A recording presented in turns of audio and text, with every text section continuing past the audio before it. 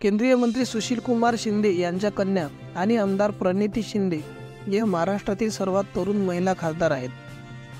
त्यांचा स्वभाव, प्रभावी वक्तृत्व कला या गुणांमुळे प्रणिती शिंदे यांनी आपल्या वडिलांप्रमाणेच अत्यंत अल्प कालावधीत स्वतःला सिद्ध करून दाखवले।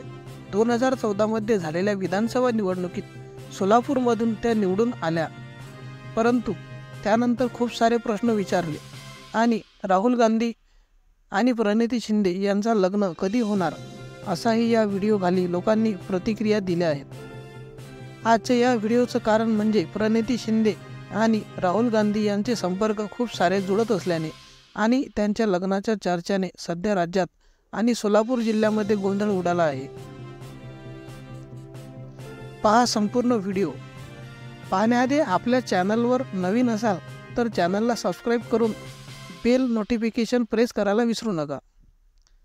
त्यामुळे संपूर्ण राज्यामध्ये तसेच सोलापूर जिल्ह्यामध्ये राहुल गांधी आणि प्रणिती शिंदे यांच्या लग्नाची चर्चा रंगली आहे।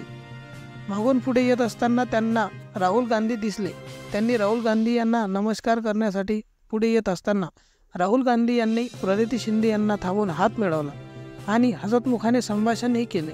राहुल गांधी हे सध्या 54 वर्षाचे आहेत आणि अजून सुद्धा त्यांनी लग्न केलेले नाही।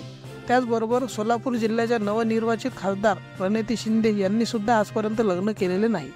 प्रणिती शिंदे यांचे वय वर्ष 44 वर्ष आहे।